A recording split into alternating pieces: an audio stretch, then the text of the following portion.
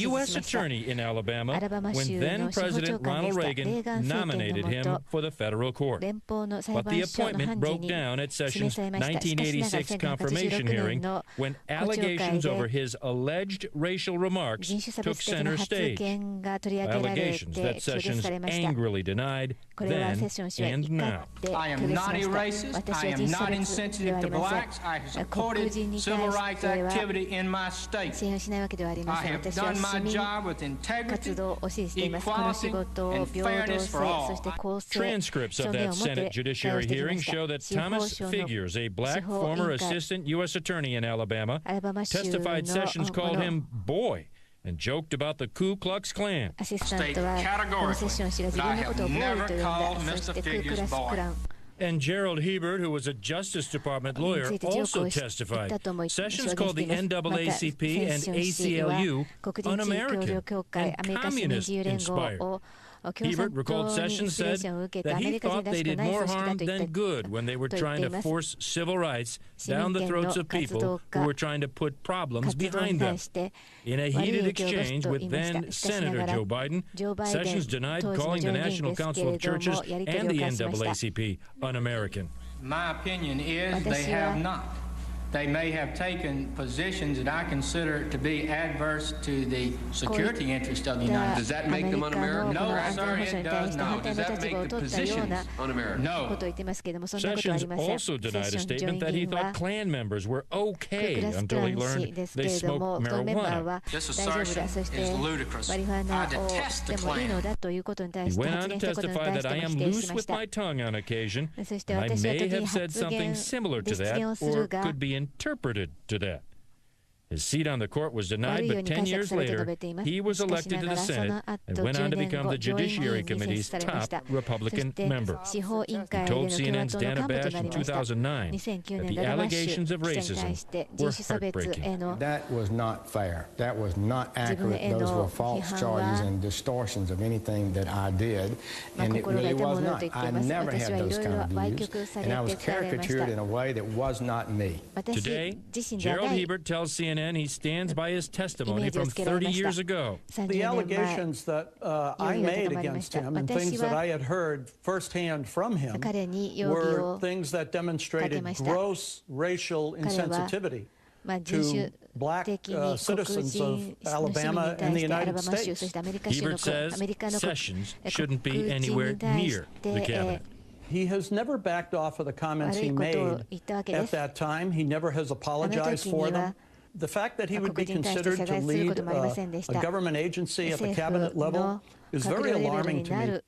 Anderson, we should point out that Hebert has not seen Jeff Sessions since that day they sat next to each other back in 1986. Since then, Jeff Sessions has gone on to become the Attorney General of Alabama and for nearly 20 years now, a U.S. Senator.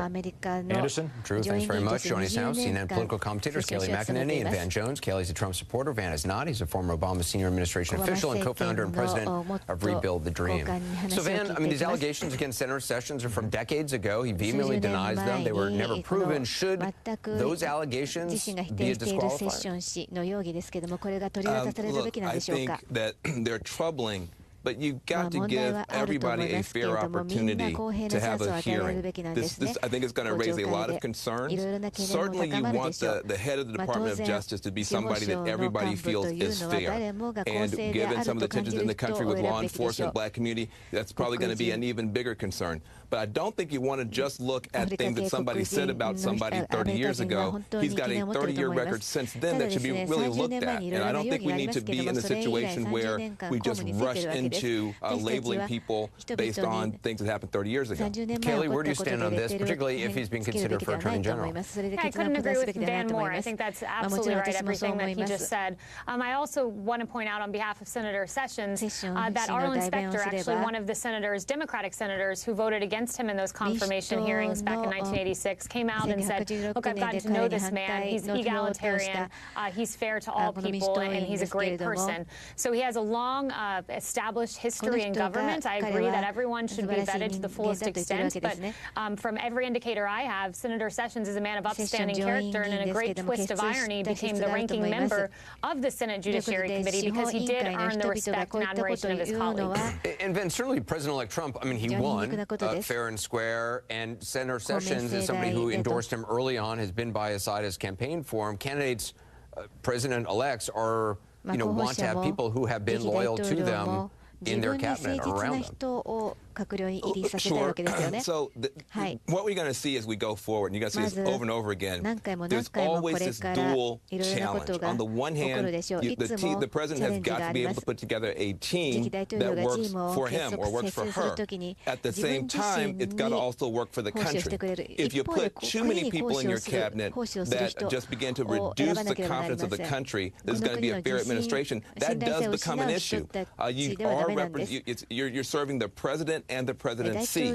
And so, listen, what I want to do is to say, look, if there are allegations, these type of concerns, hearings are appropriate. Let's see the evidence. Let's see the information. Let's also hear from other people, and then let's make a decision. Listen, if you've been in public life for more than 13 seconds, you've been called every name in the book. That's just the way the world is. And so just because people are being called things doesn't mean that they are or that they're not, but let's give people fair hearings in America. The concern also, Kayleigh, I mean, for any president-elect is that, you're spending political capital for things that could be spent on other things, just to get people confirmed. And so at a certain point, you have to make a calculation, you